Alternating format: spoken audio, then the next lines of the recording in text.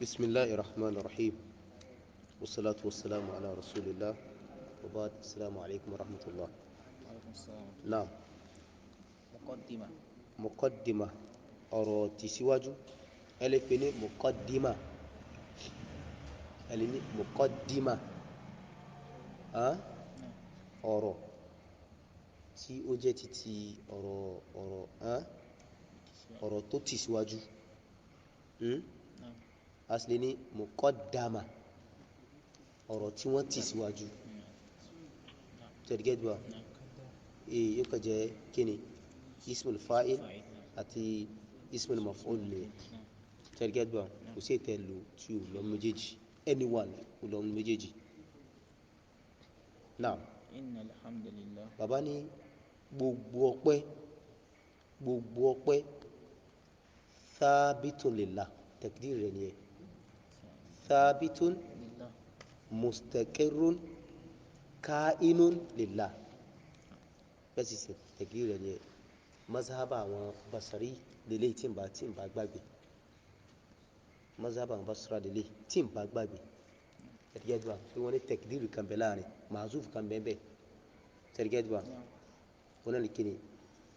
innal hamda Lillah. kain lillah dájúdájú gbogbo ọpẹ́ ó jẹ́ ni ó fẹsẹ̀ múlẹ̀ ni fọ́lọ́run Ọba nìkan ni sọ Kain. kainun Kain. kainun bi amza kainun mustaqirrun lillah ẹni thabitun naam thabitun lillah kainun lillah mustaqirrun lillah ẹgẹ́ tí wọn nahmaduhu wa nasta'inu. à ń sọpẹ́ fún wa nasta'inuhu à ń wá Ọlọ́run ní alárànṣe ní olùrànlọ́wọ́ nìyẹn wa nastaghfiruhu à sì ń wá ní aláforíjì wa natubu ilayhi à dẹ̀ ń ronú pìwàdà sọ́dọ̀ Ọlọ́run Ọba ìyẹn ni pé à ń túbà lọ sọ́dọ̀ rẹ̀. wa na'udhu billahi min shururi anfusina. bẹ́ẹ̀ náà à ń wá ìṣọ́ Ọlọ́run Ọba kúrò níbi àwọn aburú ẹ̀mí ara wa à ń wá ìṣọ́ Ọlọ́run Ọba kúrò ńbẹ̀ náà wa min sayyiati a'malina. àti àìdá àwọn iṣẹ́ ọwọ́ wa kọ́lọ́n kó ṣọ́ wa kúrò ńbẹ̀ náà. man yahdihillahu fala mudilla lahu. gbogbo ẹnikẹ́ni tọ́lọ́run bá fi mọ̀nà kò sí ajúnínú tó lè jùnú ẹni tọ́lọ́run bá ti fi mọ̀nà o bẹ́ẹ̀ dígbà bẹ́ẹ̀ dọ́gbọ̀n pé kó jùnú wà láì kò lè jùnú ọ̀tún bọ́s ìmọ̀nà rẹ̀ látọ̀dọ̀ lọ́wọ́ bá ní wàsàtọ̀ làbàkàtì náà. wa man yudlil fala hadiya lahu. ẹni tọ́lọ́run bá ti wá jùnú bí máa ná ẹni tọ́lọ́run bá ti kọ àìní mọ̀nà fún kò sí àfihàn mọ̀nà kan tó lè fi rú ẹni bẹ́ẹ̀ mọ̀nà náà. wa ashhadu an la ilaha illallah. bàbá ní mò ń jẹ́rìí pé kò sí ń tà mọ́ jọ́sìn fún lódodo ẹgẹ́ tí bá wa ashhadu an la ilaha illallah kò sí ń tà mọ́ jọ́sìn fún lódodo àfọlọ́ Ọba nìkan subhanahu wa ta'ala wahdahu la sharika lahu. ọ̀kan ṣoṣo ni kò ní olórogún. wa ashhadu anna muhammadan abduhu wa rasuluhu. mo sì ń jẹ́rìí bákan náà pé dájúdájú Muhammad ẹrú Ọlọ́run Ọba ni òjíṣẹ́ rẹ̀ náà sì ni gbogbo àtà bá sọ pé òjíṣẹ́ jẹ́ ẹrú Ọlọ́run eléyìí jẹ́ rọ́dù fáwọn tánù náà ó jẹ́ rọ́dù fáwọn tánù àwọn Nasara tá máa ń gbìyànjú àti sọ àwọn ànábì Ọlọ́run di ọmọ Ọlọ́run ṣẹ́dígẹ́dùbà rọ́dù ní fáwọn Nasara wa rasuluhu rọ́dù fáwọn Yahud rọ́dù fáwọn tani tí wọ́n ń gbìyànjú àti fi rinlẹ̀ pánibí Isa o kì í ṣe òjíṣẹ́ Ọlọ́ọ̀bá ni ṣẹ̀dígẹ́dùbà wa ba'd. lẹ́yìn eléyìí wọ́n ń pèlè ní faslul khitab faslul khitab lẹ́yìn eléyìí bàbá tí wọ́n kọ tírà yìí مجمل أصول أهل السنة والجماعة في العقيدة Dr. Nasir bun Abdul Karim Al-Aql afa yìí afa tó kọ tírà tá fẹ́ máa gbéyẹ̀wò ní bẹ̀rẹ̀ da'wa rẹ̀ ahlu sunna ni salafi ṣẹ̀dígẹ́tì ban ahlu sunna ni salafi àmúgbà tó yá hakikatan ó padà zalla padà gbé tí mi bá gbàgbé inú àwọn Haddadi ló wà bí Sururi afáyì ìwà mọ ìsìn tí mo ń sọ̀rọ̀ báyìí wọ́n lọ́n ti dá padà ìmọ̀ ṣẹ̀dígẹ́tì ban Dr. Nasir bun Abdul Karim Al-Aql ṣẹ̀dígẹ́tì ban yọ̀wà so ìgbà tí ó kọ́kọ́ bẹ̀rẹ̀ àwọn tírà tó kọ́kọ́ àwọn tírà tó lọ lórí manhaj ahli sunna ṣẹ̀dígẹ́tì bábí afáyì àmúgbà tó yá kọ́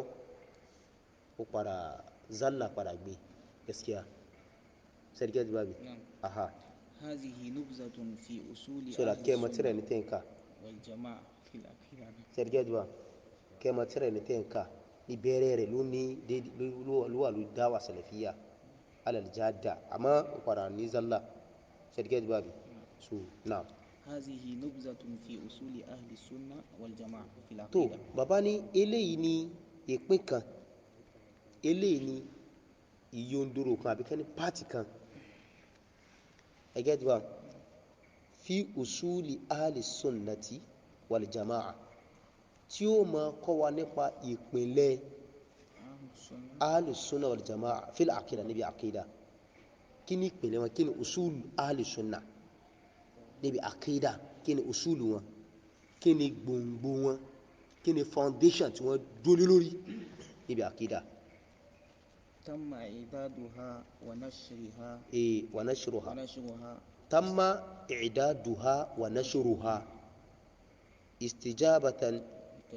لكثيرين من القراء طلاب العلم wọ́n ní ìṣètò rẹ̀ ó complete fífọ́nká ó complete ó pé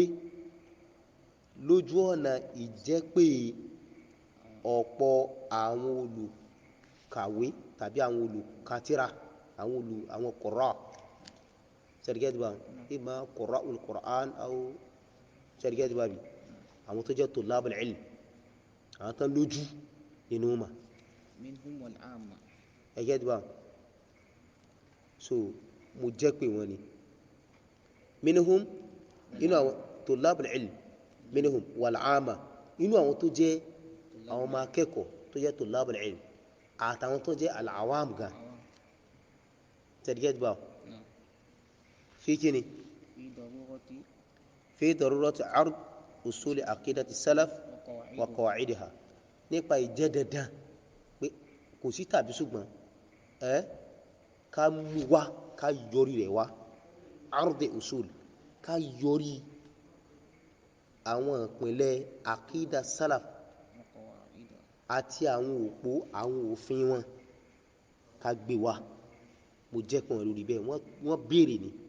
kí n kọ́ lórí ẹ̀ mo wá jẹ́ pé wọn lórí bẹ́ẹ̀ ṣẹ́dígẹ́tì bá tó àmọ́ bàbá ní yàní uslubu ni mo wá fi kọ́ tíra yìí mo kọ́ ni pẹ̀lú uslubu kí ni ìbára mu'jiza pẹ̀lú ìbára tó jásí pé a mú wá ní ṣókí asé ní ìyóndoro akànmú wá níbi fọ́múlà ẹgẹ́ tí sẹ́ríṣẹ́rù sunna ti Barbahari ta parí ẹ̀ ẹ̀rí pé Sheikh Fawzan sí ṣẹ́rù rẹ̀ sẹ́rí bí ṣẹ́rù sunna sí wáyé bó sì tóbi yẹn gbogbo ń tẹ́ fẹ́ sọ nínú àwọn bayan tí ń bẹnu ṣẹ́rù sunna gbogbo wà nùtúrà èsìrí kékeré tẹ́pẹ̀ ní mu'jiza wọ́n fún wọ́n kàn mú wá ní fọ́múlà ìmọ̀ bẹ́ẹ̀ gẹ́tù bá mi ní mu'jiza wa uslubi wádẹ̀ mú dẹ̀ ló uslub ìlànà èyí tó hàn tó kílẹ̀ níbi mú àwọn kíni àwọn ìbára yìí wá مع ma'al tizamil alfadhi shar'iyya pẹ̀lú lílo àwọn gbólóhùn ti sharia tá bá mú formula yìí wá gbólóhùn sharia láti kíni láti mú wá no be get you why gbogbo ọ̀rọ̀ tá bá mú gbogbo qaida tá bá mú wá qaida ni tá lò alfadhu shar'iyya tá lò fún ni mú alfaz tí isi alfadhu shar'iyya ṣẹ̀dígẹ́ ìdíwá kódà kò jẹ́ pé ní lọ́gà lafaz yẹn lọ́ba ní lọ́gà àmọ́ ńgbà tí ṣẹ̀rí ò ti lò lafaz yẹn bá nílò èyí tí lafaz èyí tí ṣẹ̀rí àlò gẹ́gẹ́ láti kíni ìmọ̀ lò lápẹjú ẹ̀ ẹ̀rí pé laysa kamithlihi shay'un tó táfà bá fẹ́ mọ́rọ̀ ayé ni at-tamthil kò ní sọ pé at-tashbih ẹ̀rí pé tamthil ní alfazu shar'iyya ni lafzu shar'i ni tashbih tó ń pé ìtumọ̀ rẹ̀ fẹ́ sí kíni ó fẹ́ jọra wọn àmọ́ ṣẹ̀ríà ò lo gbólóhùn tashbih kí ló lò tamthil tó irú tamthil yẹn ní ìmọ̀ lò tó irú àwọn bá mú kàfí sí ìsàpẹ̀jú ẹni ṣẹ̀ríà tó bá ó ní gbogbo ẹ̀ láàlú bá al-ma'thura an al-a'imma qadar al-imkan àwọn alfadhu shar'iyya al-ma'thura èyí tó wá nínú àwọn ẹ̀rí bóyá ẹ̀rí hadith athar ẹ̀rí hadith àbí athar látọ̀dọ̀ àwọn salaf bí máa àwọn sahaba àti bẹ́ẹ̀ bẹ́ẹ̀ lọ anil a'imma tó wá látọ̀dọ̀ àwọn tani àwọn aṣíwájú ẹ̀sìn mo mú wá qadar al-imkan ní déédéé òdiwọ̀n ìkápá ṣẹ́díkẹ́ bá ní déédéé òdiwọ̀n bí a ṣe ní ìkápá mọ́ bẹ́ẹ̀ la ṣe mú wá now